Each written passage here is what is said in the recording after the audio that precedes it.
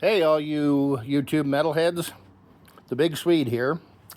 I've been watching various videos online dealing with converting an electric golf cart or buggy to gasoline.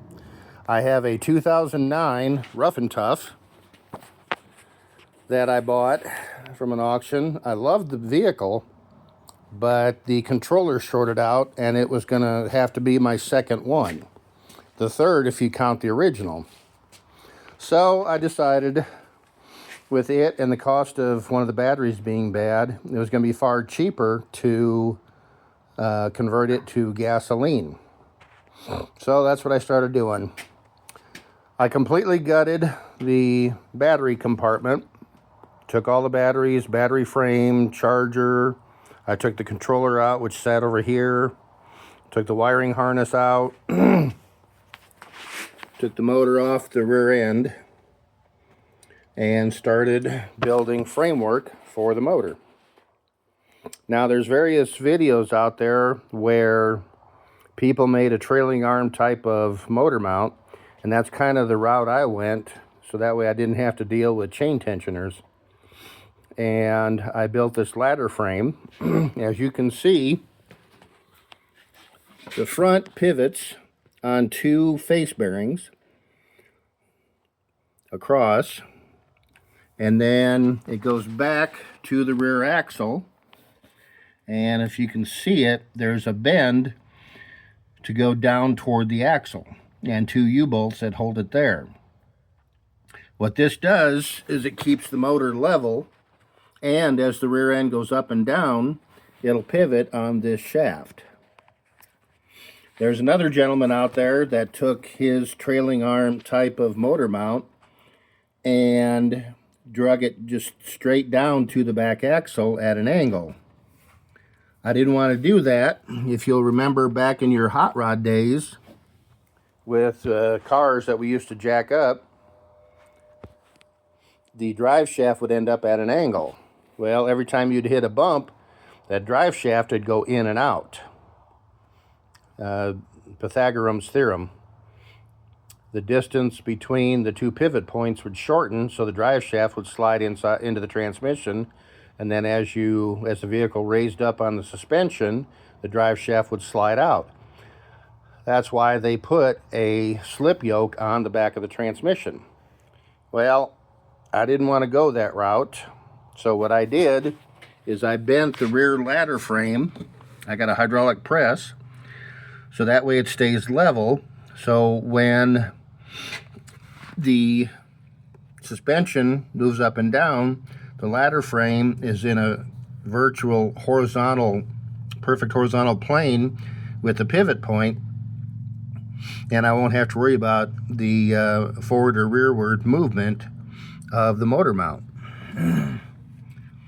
The engine I have, it's a Leafan 7-horse. I won a bunch of these off an auction from a local vendor, so that's my choice. It's a little more horsepower than what the electric car was, but the difference between the electric cart's torque and a gas engine, I went with a 7-horse. I had a 5, but the 7 had electric start, so I decided to go with that. I've got to do some modification to it. I took the electric start housing off the end of the motor, and I'm going to run all that wiring and everything up to the old dash console. But for now, I'm just working on the metal. Let's go around the other side.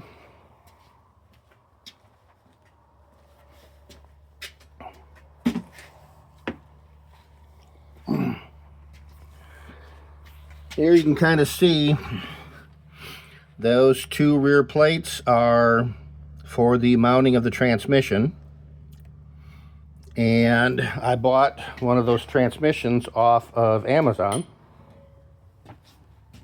They're a pretty compact little unit. It's got a forward and reverse. There's several different vendors of it, but they're all pretty much the same. And I went ahead and built myself a mounting bracket for it.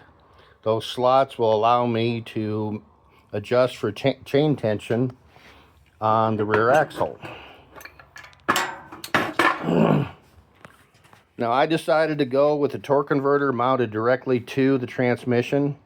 I know these transmissions have a limited input RPM of around 2,900. Some are only 2,300. But like I said, I've got 10 acres that I work on, so I'm not going to be racing this thing anyway. Probably rarely ever see that much higher RPM on that drive line anyway. Plus, it removes a lot of complexity in getting this thing going. I've got the sprocket mounted on the output shaft. I went with 40 chain. And I've got a 14 tooth on the transmission. And then my drive line on where the motor was, I've got a 12 tooth. Now, as you can see, I built a bracket that I welded to the rear axle. It's got 2 vertical plates with bearings on it. I ordered off of Amazon a 19 spline adapter. Now, the one I ordered was a straight through spline. You can get them where they have like a 7/8 or a .910 straight hole in one side.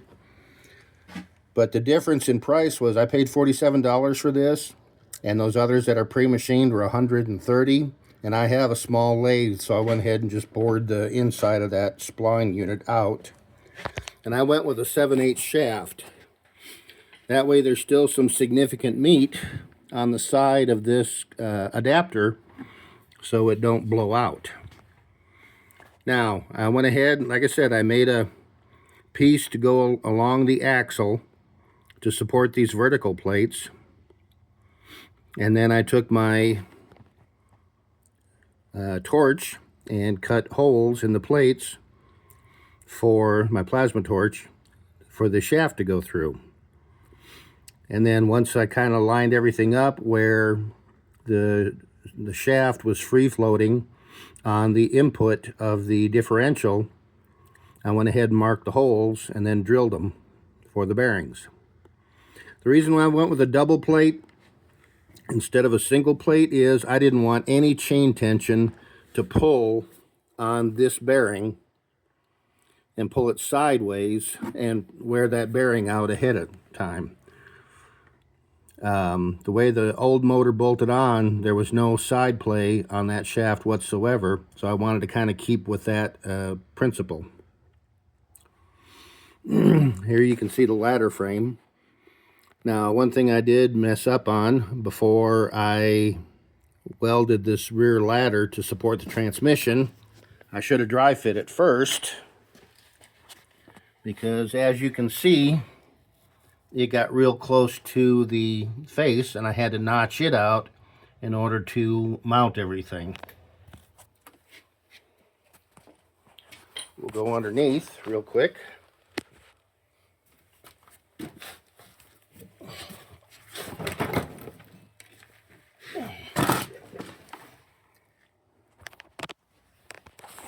Here you can see the back end of the ladder frame as it's angled down over the axle tube.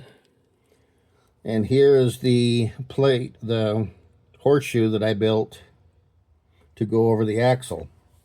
The axle housing was 2 inches in diameter, and I could have bought a piece of 2-inch channel iron, but the local metal stores only sell 10-foot sections of it, smallest, and I didn't have anything. So I decided for a 7-inch piece, I would just make my own.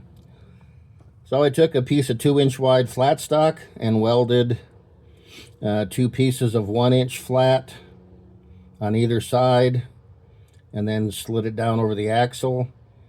Kind of gave myself some room and welded it in place. Now, as you see, the spacing, I moved the one plate over about 2 inches on the axle adapter. And the reason being is if I ever have to get this drive shaft out here, I need room to be able to pull all this out and still pull that shaft out of the differential. So I gave myself some room here instead of welding it right on the edge. This is the other side of the ladder frame.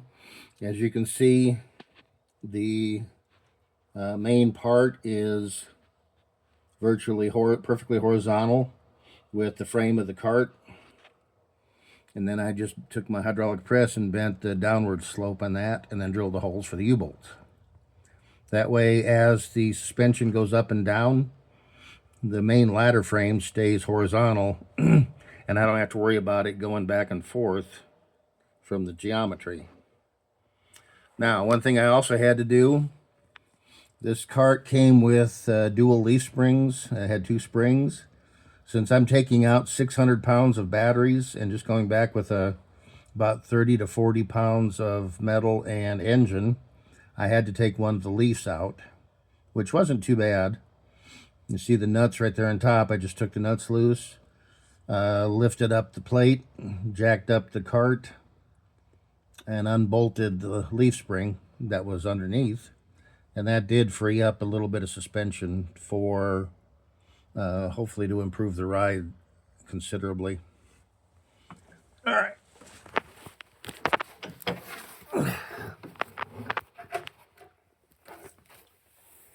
Here's those leaf springs that I took out. Like I said, since we're not hauling 800-pound batteries, or 600 pounds of batteries, I didn't need that much leaf spring. Now my next goal is going to be to get the transmission mounted, to get everything lined up. I've got the chain cut. I've ordered a belt for the torque converter. I've got plenty of room to work on it. And something else that I did, I don't know how easy to see, I got the motor plate off Amazon and I welded it on the bottom side of the ladder frame. The reason being is where this gas cap was going to sit. Once I dropped the seat down, it hit the gas cap, and that didn't even include any compression on the suspension. So I had to drop it at least an inch to give me some clearance between the gas cap and the seat. Now the air filter screw, I can cut it off to length, no problem. So anyway, I'm going to be working on getting the transmission mounted and getting the drive line all hooked up. I had to order a belt. You can get online. I didn't use the torque converter assembly that came as a unit.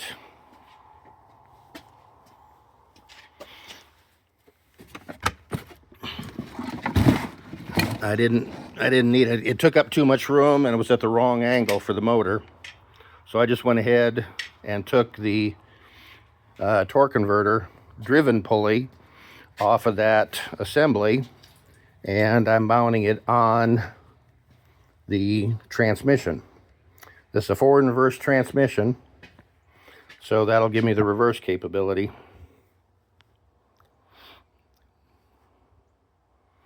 It seems to be a pretty stout little unit, and it comes with everything you need to make it work except for your mount. You'll have to manufacture something there.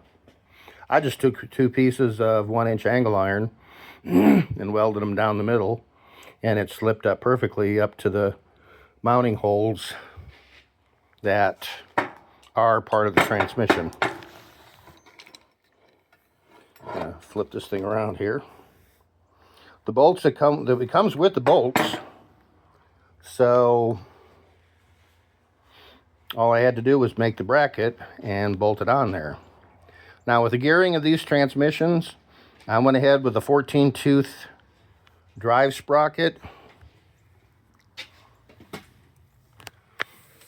and a 12-tooth driven sprocket. That will get the RPMs of this drive shaft into the differential case, and it'll get it very close to what the original drive line speed was going to be. Like I said, I'm not going to be spinning it up that fast that often anyway, but once in a while, probably, I can't say that I won't, but I've got to at least still have the capability. I got all the parts, sprockets, bearings, shafts, horseshoe, bolts, U-bolts. I got everything off A to Z. Transmission, this is my throttle cable that I haven't put in yet, but I'll be mounting it. I got to put a choke cable up to the front, and then I've got to run all this wiring up to the front as well. But those will be my next taskings. Like I said, the engine's brand new, so I shouldn't have any issues with it. I'm going to mount the battery. Since this is electric star, I'm going to mount the battery over here where the old battery charger used to be. And then get it hooked up and everything working. So my next taskings, like I said, is to get the transmission mounted, get the all the drive parts, the chain and the belt lined up. I got a new belt off of Amazon because I've changed the dimension from where the drive pulley goes to the driven pulley. And if anybody decides to undertake this kind of a project, you will have to size up your own belt. It's pretty simple. There's numerous charts out there by Comet Industries. I used a 30 series clutch assembly for this project. There's not that much horsepower involved, so it should be more than enough. But what you do is you measure center to center on your drive and driven pulleys, and then take that dimension with the diameter of the driven pulley, which in my case is 6 inch. And there's a chart out there to tell you which belt you're going to use. So I did those measurements and I got my belt. Amazon had it as well.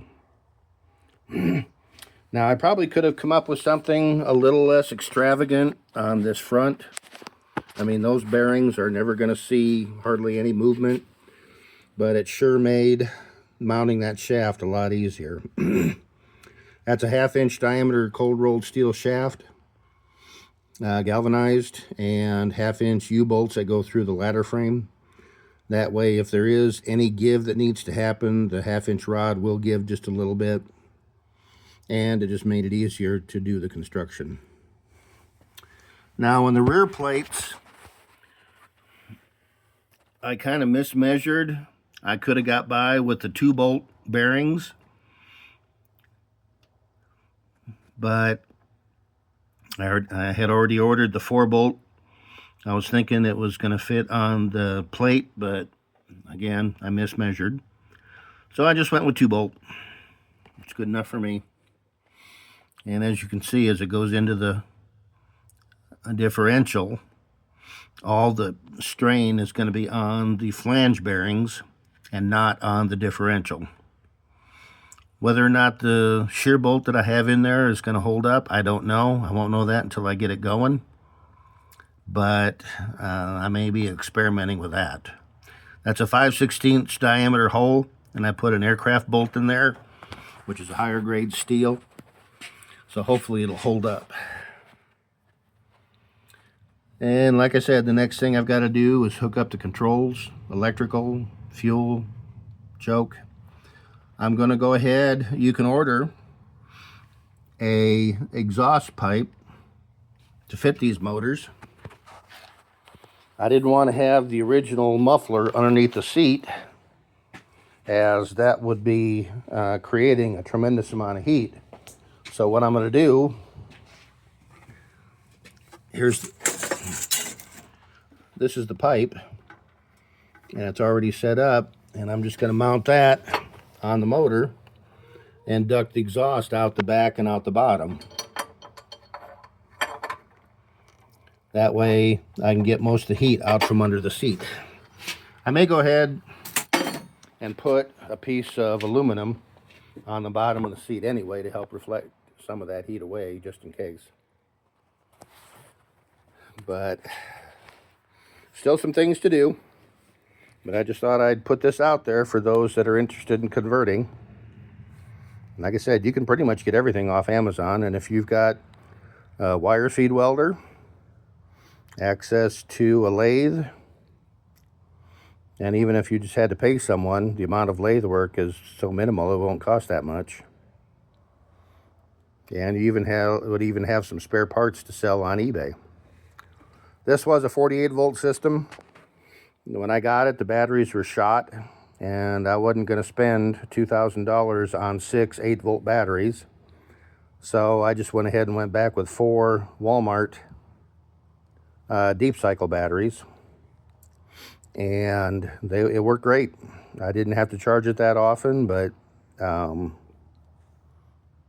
just when that controller shorted out, I just got frustrated and I said, nope, I ain't going back.